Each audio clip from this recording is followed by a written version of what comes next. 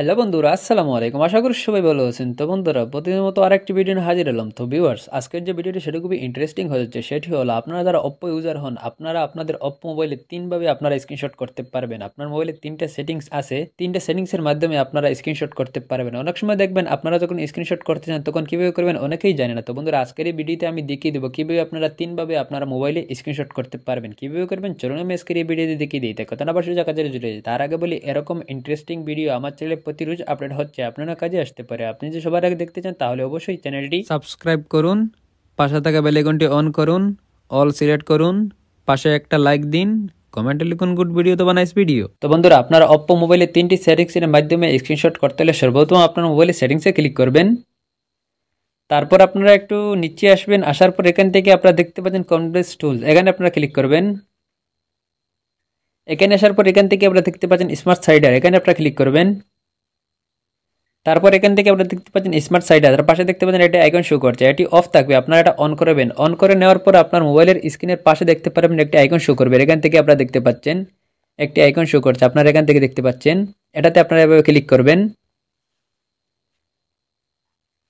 Click করার পর এখান থেকে আপনারা দেখতে পাচ্ছেন স্ক্রিনশট, এখানে যদি আপনারা ক্লিক করেন তাহলে সঙ্গে সঙ্গে আপনার স্ক্রিনশট হয়ে যাবে। এখান থেকে আপনারা দেখতে পাচ্ছেন স্ক্রিনশট হয়ে গেছে। এইভাবে আপনারা স্ক্রিনশট করতে পারবেন। এখন আমি দেখিয়ে দেবো 2 নম্বরে কীভাবে আপনারা স্ক্রিনশট করবেন। 2 নম্বরে স্ক্রিনশট করতে হলে সর্বপ্রথম আপনারা একটু বেরিয়ে আসবেন, বেরিয়ে আসার পর আবার সেটিংসে গিয়ে একটু নিচে আসবেন। আসার পর এখান থেকে আপনারা দেখতে পাচ্ছেন অ্যাডিশনাল সেটিংস, এখানে আপনারা ক্লিক করবেন। তারপর এখান থেকে আপনারা দেখতে পাচ্ছেন স্ক্রিনশট, এখানে আপনারা ক্লিক করবেন। এখানে আসার পর একটু স্ক্রল ডাউন করে নিচে আসবেন। আসার পর এখান থেকে আপনারা দেখতে পাচ্ছেন 3 ফিঙ্গার সুইপ ডাউন, এটা যদি অফ থাকে তাহলে আপনারা এটা অন করে নেবেন। সবসময় এটা অফ থাকে, আপনারা এটা অন করে নেবেন। অন করে নেওয়ার পর আপনার হাতের 3 আঙ্গুল দিয়ে একসাথে নিচের দিকে টান দিবেন। টান দেওয়ার পর সঙ্গে সঙ্গে দেখতে পারবেন স্ক্রিনশট হয়ে যাবে। আমি আবারও বলছি, স্ক্রিনের উপর 3 আঙ্গুল দিয়ে একসাথে নিচের দিকে টান দিবেন। টান দেওয়ার পর দেখতে পারবেন সঙ্গে সঙ্গে স্ক্রিনশট হয়ে যাবে। এইভাবে আপনারা স্ক্রিনশট করতে পারবেন। এখন আমি দেখিয়ে দিব কিভাবে আপনারা 3 নাম্বার স্ক্রিনশট করবেন। সেটি করতে হলে আবার আপনারা বেরিয়ে আসবেন। বেরিয়ে আসার পর আবার সেটিংসে প্রবেশ করবেন, তারপর এডিশনাল সেটিংসে ক্লিক করবেন।